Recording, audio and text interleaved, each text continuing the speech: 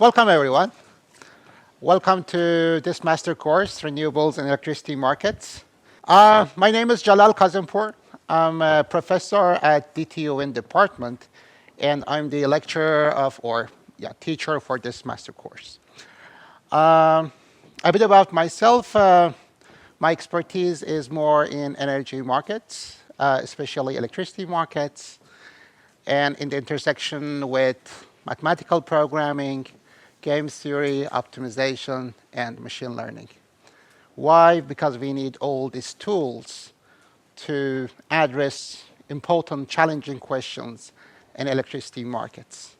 And during this course, you will get some idea why we need all these tools to solve problems in electricity markets and what kind of exciting, important questions we have. I'm originally from Iran.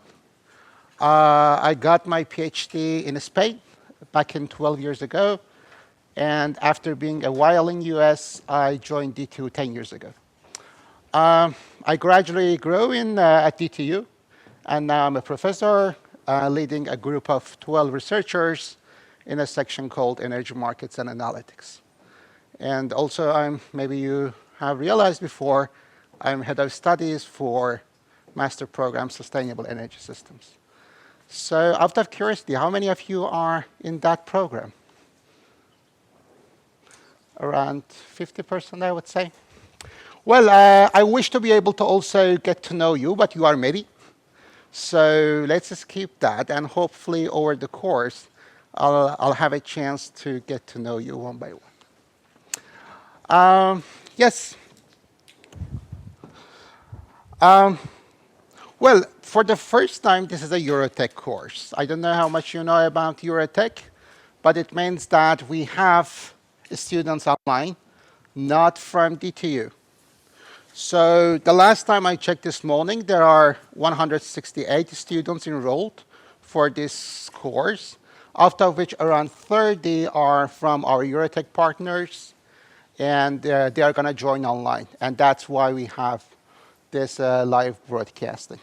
And just for me to remember, the Eurotech partners are including DTU, of course, TU Eindhoven, École Polytechnique, HEC Paris, IP Paris, Tallinn University of Technology, Czech Technical University, Technical University of Munich, EPFL, IESE Business School, and Technion. So special welcome also to students joining online. Good. The next 40 minutes, I'll talk about not scientific stuff, more on course introduction and what kind of workload and tasks you can expect out of this course. So for me, it's kind of an agreement between us, right? So then we have a deal, and then we will work based on that. And the next 45 minutes after this lecture, we will have a scientific lecture. Okay? Good. So I already introduced myself. I'm the only teacher of this course. But there will be 4 fantastic TAs helping me and you in this course. They are Asmos, Theodore, and Panayotis. All of them, they are master students in sustainable energy at DTU. All 3, they took this course last year, and they performed very well. And also, Yannick is my PhD student. He's going to also help us as TA. But what the tasks TA will have, we will talk about that. For now, I like to say that Asmos, Panayotis, and Theodore, they will be in-person TAs. So they are going to attend in the lecture for Q&A and helping you to do your assignments, what assignments we are going to talk, while Yannick is exclusive TA for Eurotech students. So always Yannick will be online helping Eurotech students. Not every people joining online, no, just only Eurotech students. Okay, so let me start with recommended books on electricity markets. You don't necessarily need to buy it. It's very nice to have it in your library. They are very important books on electricity markets. So I'll use different materials for this lecture. So I'll always provide the slides. But if you want additional references to read, they are amazing books. The first one is Fundamentals of Power System Economics. The second edition was recently released. It's by Daniel Kirshen and Goran Sterbeck. Daniel is a professor at University of Washington in Seattle, and Goran is a professor at Imperial College London. The book is very interesting, very nice, more from engineering's perspective. So if someone has engineering background and would like to know more about electricity markets, I think it's a fantastic book. Power System Economics, the second book by Stephen Stoft. He's economist, so if someone has more economic perspective, it's a nice book to read. Then the third one, Spot Pricing of Electricity by Schweppe, Karamanis, Taborst, and Bond. It was the first book in 1989 published, dedicated on the fundamentals of electricity markets. And so that book had a significant contribution, how electricity markets, especially in the US, evolved. So it's a very fundamental first nice book. By the way, how many of you knows about this jargon words, electricity markets, market for selling, buying electricity? How many of you know about it? Less than half. So there are many things that we can learn together, hopefully, over this course. So as I told you, there are also a lot of optimization, mathematical programming aspects in this course. We are going to learn all of them together. But if you want to have a very solid background and learn more, this is a very nice book by Ramtin Siushansky and Antonio Conejo. And I think DTU Library has it. So it's a very good book that you can learn about the mathematical programming dedicated for power systems. So in future, maybe for your master thesis, or in future, if you want to learn more, a bit more advanced books, these 4 books are fantastic. Decision Making Under Uncertainty in Electricity Markets by Antonio Conejo, Miguel Carrillo, and Juan Miguel Morales. You may hear this name a lot, Antonio Conejo. He was my PhD supervisor. He's one of the pioneers in electricity markets, so that's maybe why you will hear more about his name. The second book is more on mathematical aspects again, Convex Optimization of Power Systems by Josh Taylor. Very good book. Integrating Renewables in Electricity Markets, especially how we can handle uncertainties in electricity market. It's a very nice book by Juan Morales, Antonio Conejo, Henrik Mattsson, Pierre Pinson, and Marcus Zuna. And finally, the very recent book by Antoni Papavasiliou on optimization models in electricity markets. Again, I don't want to, overwhelm you. Just see it as some additional references, if you wish, either throughout this course or later.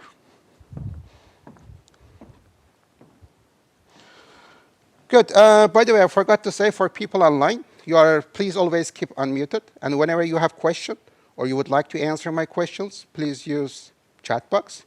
That's why I brought two computers. So always I see I have an eye on the chat box.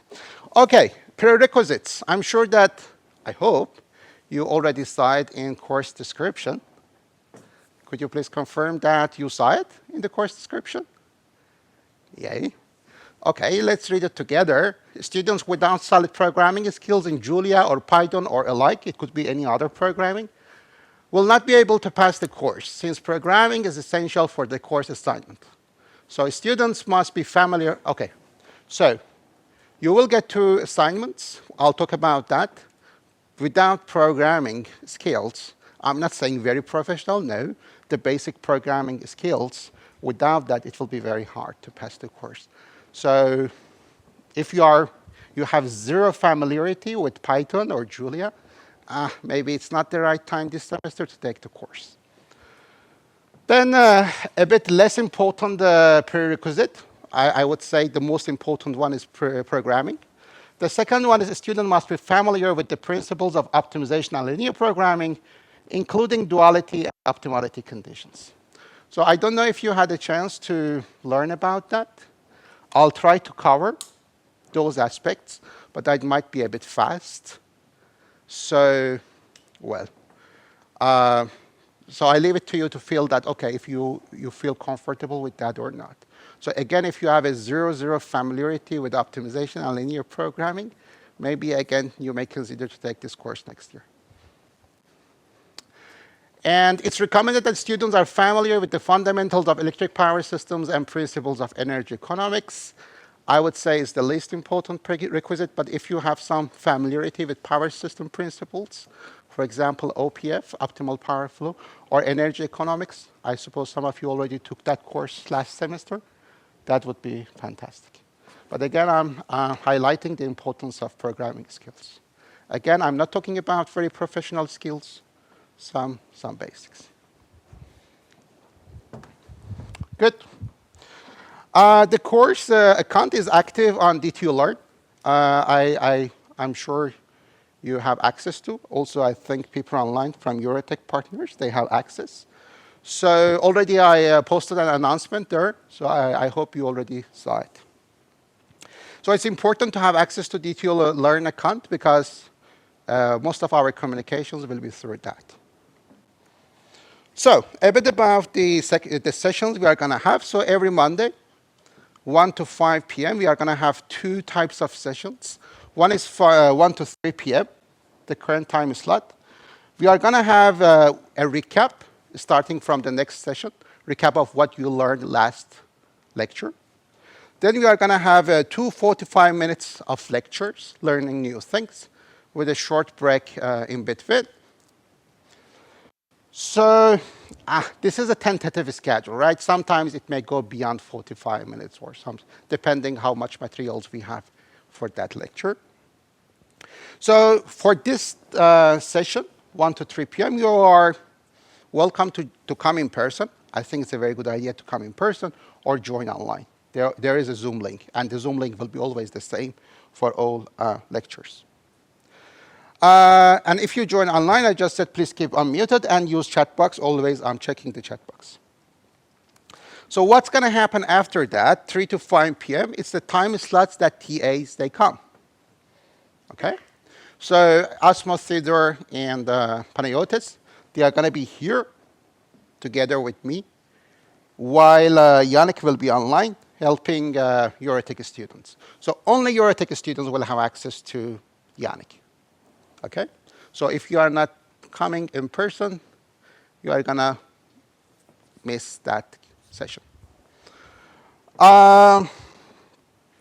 So further details about what we are going to do in the TA sessions, 3 to 5 p.m., I can explain soon. Okay, let's talk a bit about the course. What it is about. So this is, again, materials from the course description online. You see the link in the bottom of the slide. Electricity markets today are central in the way we exchange electricity. So there is a platform for buying, selling electricity, and that platform is called electricity market. So the course title is Renewables in Electricity Markets. So what about the renewables? The increasing penetration of renewable energy sources with stochastic and variable supply in power system has a substantial and complex impact on electricity markets. So when we talk about renewables, we are mostly talking about wind farms, solar, even hydro, and others, right? So now that you are in Denmark, do you know what was the percentage or penetration of renewables in Denmark in 2023? I'm not sure that there's a statistics for 2024. At least I didn't see that yet. What percentage we are talking about? Around 60, that's correct. So 60% of the electricity we consume in Denmark, it's coming from renewable sources, mostly wind. That's impressive, huh? But how this is impacting the functioning of electricity markets, that's what we are going to learn in this course. So the objective of this course is to introduce the students to the fundamentals of renewable energy and electricity markets from two perspectives: market operators and market participants. right? What they are, we are going to talk that. So that's also why you are going to have two assignments, one from operator's perspective, one from participant's perspective. Okay. So 8 learning objectives, I hope, on May 12th, which will be the last lecture of the course. We are going to check again these learning objectives, 8, and hopefully you will say, yes, yes, yes, all these learning objectives have been realized. So hopefully after this course, not necessarily today, you will have a good understanding of 8 objectives. One is hopefully you will be able to explain the fundamentals of electricity markets. That's the most important thing. So hopefully you will know what electricity markets are and what are the foundations for that. You will learn a bit about that today. Hopefully you will be able to explain various markets. We are not talking about only one type of electricity markets. There are several. Why? You are going to learn. You will see that in the electricity market, there are several actors, stakeholders. Again, you will learn about that. And also you will see that there are different pricing mechanisms, how to price electricity, right? And then also hopefully you will also learn about that. So you will learn why electricity price in 1 hour to another is changing, how it happens. So here is the part that you will include some mathematical aspects, optimization and equilibrium to electricity markets. So you will explain how to do market clearing. What is market clearing? We are going to learn. But how to do that either with optimization or equilibrium models. Okay, now maybe you are hearing some words for the first time, like equilibrium. You are going to learn that. So then hopefully you will be able to describe the impacts of renewables of electricity markets, why it's important, because renewables are sources with uncertain and also volatile variable production. So how it impacts the functioning of electricity markets, we are going to talk. So hopefully then you will develop part of your assignments, mathematical models. That's why you need programming skills in Julia or Python or whatever in R or GAMS or MATLAB. You will develop mathematical models, including optimization and equilibrium, for clearing various electricity markets. So this is the part from operator's perspective. Also from market participants' perspective. Can you give me an example of a market participant? Who is the market participant? By the way, I'll ask a lot of questions usually, so feel free to always be active. Pardon me? Consumers? Like consumers.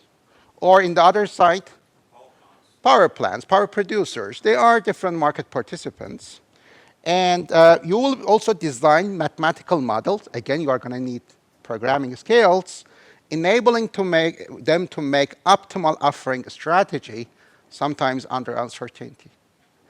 I know it's very vague, but you are going to learn. It's your assignment too. You will learn about that. What is that?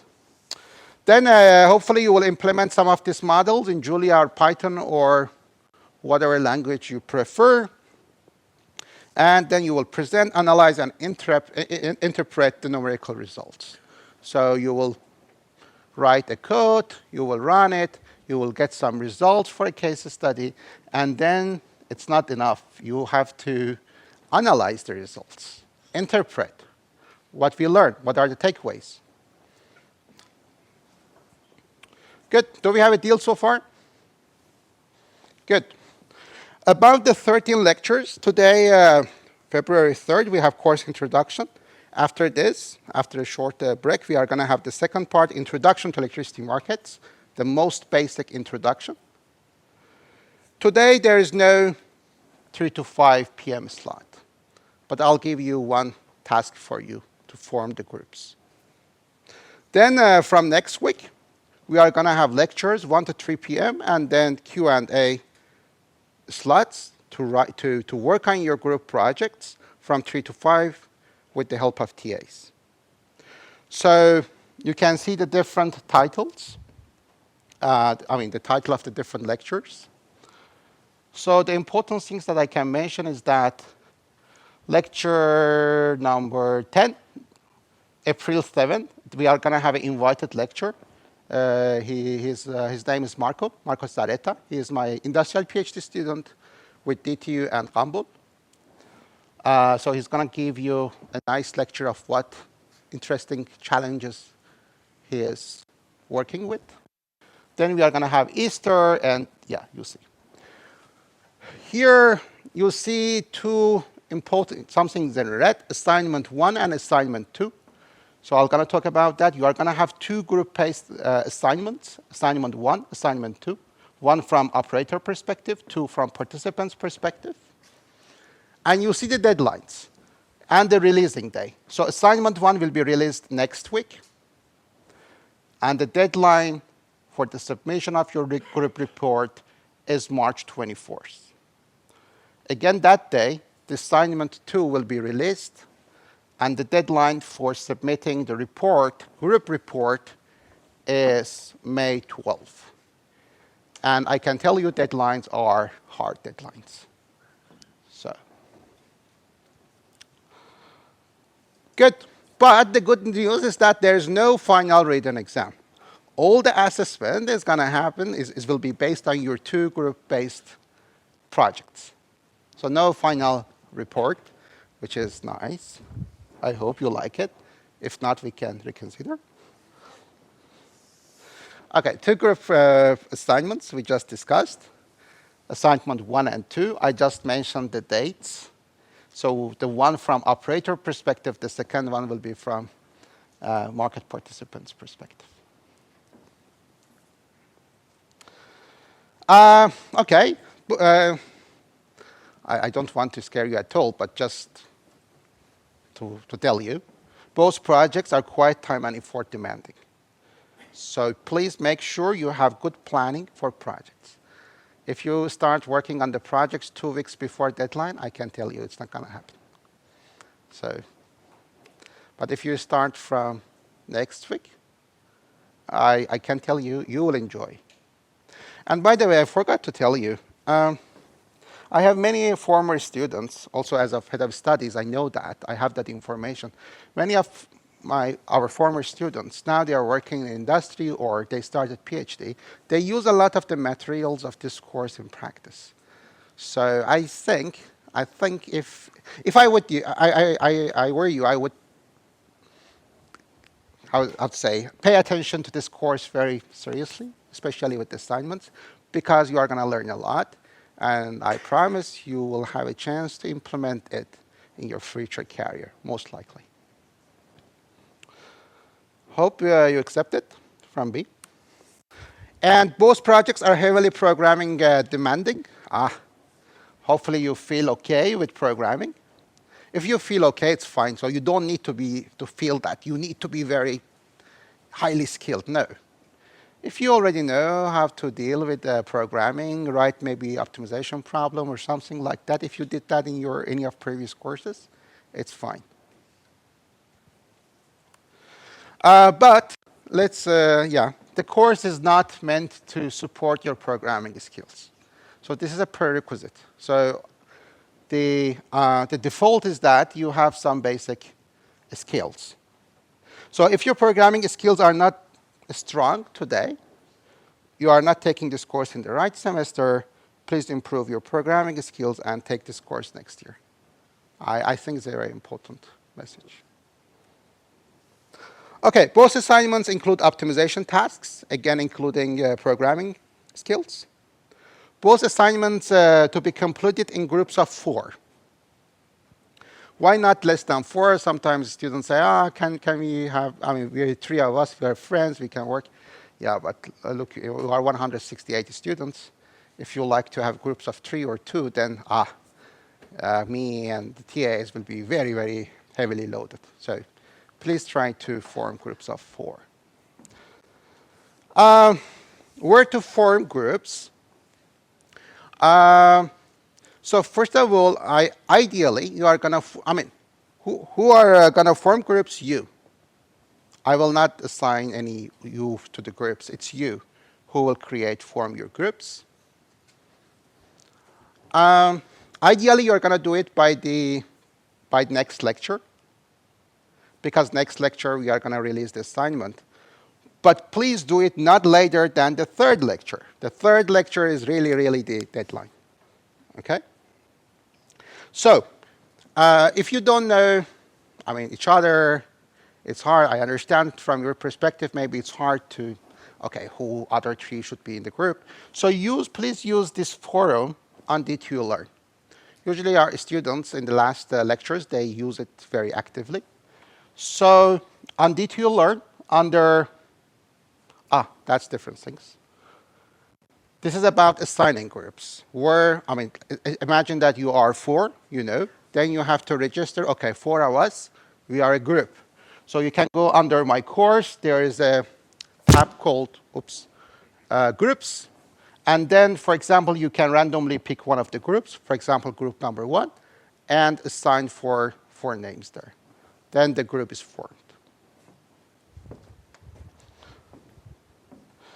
I have a few suggestions about, okay, given the experience I got over the last few years with the same assignment, I have a few experience to share with you. Some experience to avoid common mistakes.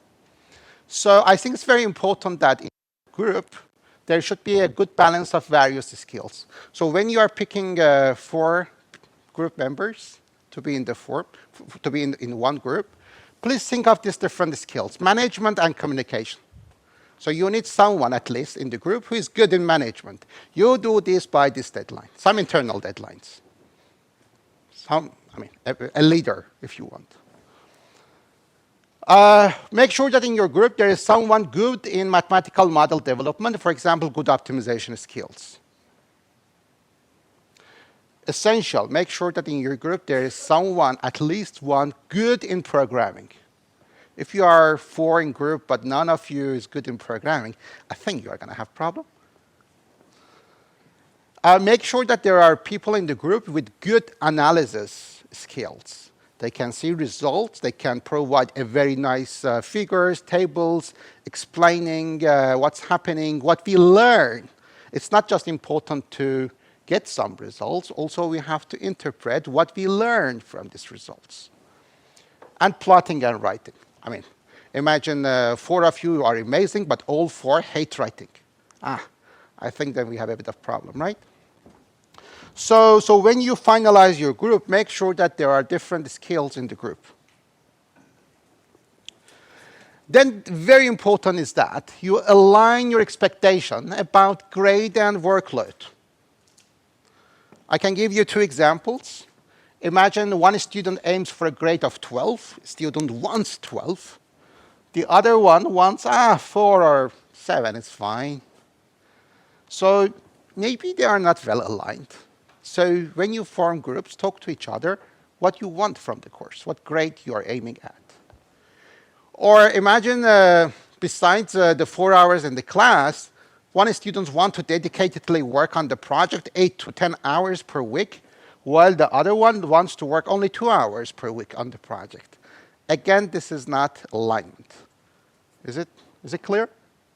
And I'm sure that some of you already experienced this kind of alignment or misalignment, but good to be aware of these things. So again, on D2 Learn, under discussion, there are different forums. The first one is group formation. If you are looking for group members, for example, if you are 3 looking for the 4th one, or you are alone and looking to join a group, write there. Write what kind of skills you have. Write what kind of expectation you have. And then others will come and find you and directly message to you. Is it okay? So it's a tool for you. And for Eurotech students specifically, people online, it's fine for you to join groups with D2 students, but I think it's most straightforward for you to form your own fully online group. But if you if you like to join other people here in the class, You can try. You can write in the forum and see. So please use the forum on DTU Learn to find group members. And your exclusive TA, Yannick, will assist you to form your groups. So don't hesitate to write to him if you need any help. Hope this is fine for students online. Okay, this is important. Sometimes I receive disagreements, problems in one group, like almost at the end of the course. So let's have a deal. You are responsible for forming your own group and resolving any potential disagreements within the group. Please take the time to ensure you create a well-functioning group. So please have a good communication at the beginning. Now, talk about your skills, talk about your expectations, and make sure that your group will be functioning. So, it's a bit harsh I'm saying that, but sorry, it should be clear. The teacher is not responsible for resolving any internal conflicts within the group. It's your task. It's also part of the things that you can learn in the course, hopefully. I'm pretty sure that you already have the skills to make sure that the group is working. Only one report should be submitted. So please don't say that, okay, now we are divided to two, so we are going to submit two. No, one, please. Do you agree? Deal? Good.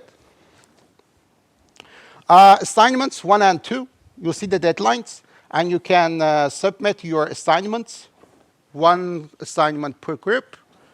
It doesn't matter who, one of the group members. Submit there, you see the deadlines. Also, as I said, there are forums on DTU Learn under discussion. The first one is group formation. There are also other forums on assignments and lectures. So, please consider these forums as a communication platform among students to ask questions, brainstorm, exchange ideas. Please feel free to actively use them. In the case of relevant discussions, the lecturer, it's me, will also be involved. So why I'm saying that? First of all, if you have any question, for example, on assignment 1 or anything, write your question there. And then it's not just me. Of course, I will have an eye on that, and also TAs. We will reply, but also feel free yourself to reply, right? That would be nice. And the important thing also is that please don't write questions. Okay, so if you have any question, either ask me at 3 to 5 p.m. or write in the forum. And please don't write it directly to me or TAs. Why I'm saying that? Because most likely the question you have is also a question for many others. So if you write the question in the forum, others will also see that. So it will be more effective. And I promise I will reply very quickly. But don't write directly, just to me. Okay, so about 3 to 5 p.m. slots, February 3, today nothing. From February 10 and onwards, you are going to work on your assignments. And Asma Theodore Panayotis will be here only for DTU students. And Yannick will be online only for Eurotech students. And Yannick is going to share Zoom link for Eurotech students only. The final thing about assessment. As I said, there is no final exam, so 2 assignments. Both of them, they have a weight of 50% for the final grade. Above 2 assignments, 1 report per group per assignment. Deadlines we already talked. You can expect to receive feedback from me within 2 weeks after the deadline. About the criteria and report template, I'm going to talk soon. Okay, about the criteria, every report will be assessed based on these 3 criteria. Mathematical and model development, 35%. We are going to check your codes. So you are going to share your codes with us, 25%. Report, the quality of report, efficient writing, rigorous results, rigorous discussions, 40%. So a sample report, I'm going to share it with you next week. So I'm going to share it, assignment 1 and a sample report. So you are going to have an idea what kind of report we're talking about. And also I'm going to share with you a rubric table. So breaking down these grades. For example, 35% mathematical modeling. What does it mean? How to break down it to different items. You are going to get a rubric table. Okay. This is how we are going to convert 100% the percentage to Danish grade scales. So for people online, maybe it's new for you. The grading system in Denmark is 7 scale. -3, 0, 2, 4, 7, 10, 12. -3 and 0 means fail. The rest are pass. And you can see that, okay, how we are going to convert percentage to the grade. Well, when you submit your report, project report, it's essential to include this table in the first page of the report, group report. So you write in different columns the name of the 4 group members.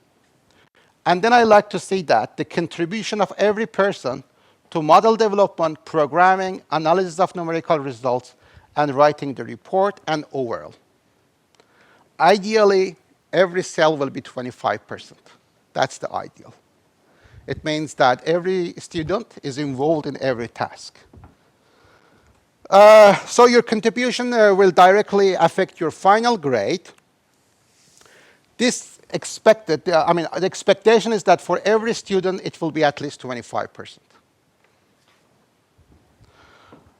Above these 4 contributions, ideally, everything is 25%, but it should not be less than 15. So maybe one student takes 15%, in other tasks takes 35. Anyway, but overall, it should be at least 25. So let me give you an example. Imagine there is a group with 2 grades in assignments 1 and 2, 88% and 82. One of the students has an overall contribution of 25% in assignment 1 and the same 25% in assignment 2. Let's calculate the grade. 88% times 1, because 25% is fine.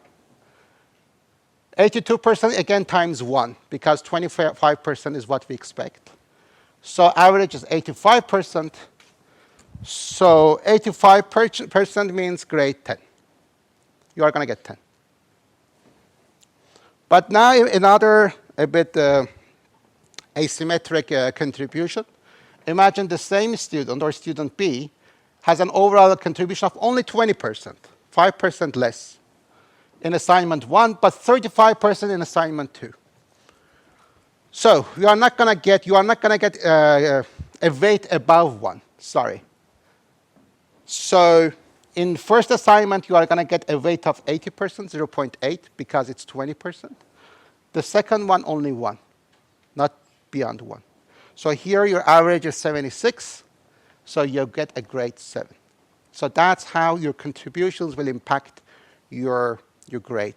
That's how 4 different members in the group may get different grades. Okay? That's the last slide. Report template. It should be in PDF. The codes should be there. So what you upload on D2 Alert is a PDF file of the report and all codes. Hopefully with some nice note of explanation of the code, how to run it. We will try to run your code. So single column, maximum 15 pages, ideally not beyond 12. Outside, beyond 15 pages, you can have an appendix for less important things like input data. You are going to see it in the template, so in the sample report. I'm going to share it with you. A short introduction, formulation should be there, notation should be there, numerical results should be there. Please avoid reporting trivial results. If there is a result that you feel it's trivial, don't include that. The space in your report is precious. Use it optimally. And please also make sure that you include some computational aspects like number of variables, constraints, what kind of machinery, CPU you used, how much time it you needed to solve the problem, I mean the CPU time, and etc. You will get more information about that later. Here, the most important message is the maximum length is 15 pages. Good. That's hopefully what we agreed about the course introduction. It's like an agreement between us. And do you have any question? Is it clear? Do you have a good idea about what kind of workload expectation there are for you? Good.